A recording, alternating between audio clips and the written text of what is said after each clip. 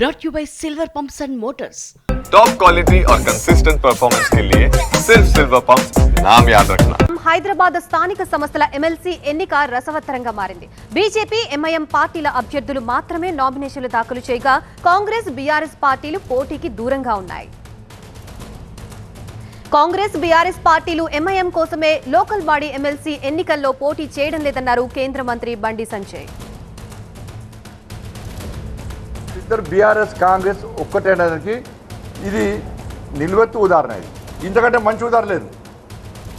వాళ్ళిద్దరు ఒకటే, అందుకే ఇద్దరు కలిసే ఎంఐఎం పార్టీకి సపోర్ట్ ఇస్తున్నారు, ఎంఐఎం పార్టీ గెలిపించే ప్రయత్నం చేస్తున్నారు. ఈ ఎన్నికల్లో తాము ఎలా గెలుస్తామో ముందు ముందు తెలుస్తుందన్నారు బీజేపీ అభ్యర్థి గౌతమ్ రావు. బీజేపీ అధిష్టానం ప్రకటించారు అభ్యర్థిగా. తప్పకుండా ఈ యొక్క లోకల్ బాడీ ఎమ్మెల్సీ ఎలక్షన్లో విజయం సాధిస్తామని చెప్పే పార్టీ ముందుకు పోతా ఉంది. ఆ విధంగా తప్పకుండా విజయం సాధిస్తాం. చూడండి, రాబోయే రోజులలో ఏం జరగబోతుందో మీరు చూస్తే అర్థమవుతుంది. టికెట్ పార్టీ జనరల్గా కార్యకర్తలకు ఎప్పుడు కూడా ప్రథమ స్థానం వస్తుంది. ఆ విధంగానే చాలా సంవత్సరాల నుంచి నేను పార్టీలో పనిచేస్తాను కాబట్టి ఒక అవకాశం నాకు కల్పి.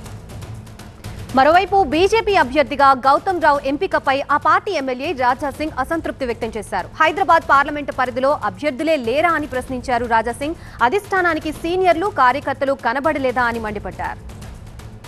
బలాబలాల ప్రకారం చూస్తే ఎమ్మెల్సీ స్థానం ఎంఐఎంకే దక్కే ఛాన్స్ స్పష్టంగా కనిపిస్తోంది. అయితే ఎమ్మెల్సీ ఎన్నికల్లో పోటీకి దూరంగా ఉన్న కాంగ్రెస్ బీఆర్ఎస్ పార్టీలు ఓటింగ్ సమయంలో ఎలాంటి వ్యూహం అనుసరిస్తాయో చూడాలి.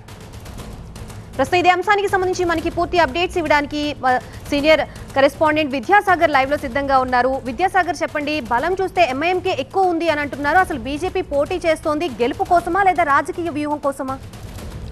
ఎస్, ఇక్కడ హైదరాబాద్ లోకల్ బాడీ ఎమ్మెల్సీ ఎన్నిక మీద నోటిఫికేషన్ వచ్చిన దగ్గర నుంచి కూడా ఒక వ్యూహాత్మక ప్లాన్ తోటి ఏదైతే బీఆర్ఎస్ కాంగ్రెస్ ఈ రెండు కూడా కలిసి ఎంఐఎంతో అంటకాగుతున్నాయి. ఇదే అంశాన్ని ఎక్స్పోజ్ చేసేందుకు ఒక అవకాశం వచ్చింది. దాన్ని సద్వినియోగం చేసుకోవాలంటూ బీజేపీ చెప్తూ వస్తుంది. అదే అంశాన్ని ఎమ్మెల్సీ ఎన్నికల్లో అభ్యర్థిని నిలబెట్టి ఈరోజు ప్రూవ్ చేశామంటూ కూడా కేంద్ర మంత్రి బండి సంజయ్ నొక్కి చెప్తున్నటువంటి పరిస్థితి కనిపిస్తుంది. ఎందుకంటే హైదరాబాద్ లోకల్ బాడీ ఎమ్మెల్సీ ఎన్నికకు సంబంధించి మొత్తము 112 ఓట్లు ఉంటే దాంట్లో దాదాపు మెజారిటీ ఓట్లు ఎంఐఎం పార్టీకే ఉన్నాయి. ఎందుకంటే కార్పొరేటర్లు కావచ్చు, ఎమ్మెల్యేలు, ఎమ్మెల్సీలు, రాజ్యసభ సభ్యులు, ఎంపీలు వీళ్ళందరూ కూడా ప్రజాప్రతినిధులు కాబట్టి ఎవరికి ఏ పార్టీకి ఎంత బలం ఉందన్నది స్పష్టంగా అర్థమవుతుంది. సరే, ఓటింగ్కి వచ్చేసరికి అది మారిపోయినప్పటికీ కూడా ప్రస్తుతం ఎవరికి ఎంత బలం ఉందన్నది ఒక ఫిగర్ అయితే కనిపిస్తుంది. ఈ నేపథ్యంలో బీజేపీకి ఉన్నటువంటి బలము గెలుపుకు అక్కడ ఉపయోగపడుతుందా లేదా అన్నది పక్కన పెడితే డెఫినెట్గా పోటీలో ఉంటే ఇక్కడ ఎంఐఎంకు కాంగ్రెస్ బీఆర్ఎస్ సహకరిస్తున్నాయి కాబట్టి ఏకగ్రీవం కాకుండా డెఫినెట్గా ఎన్నిక జరిగే విధంగా చేయాలన్నటువంటి ఉద్దేశంతో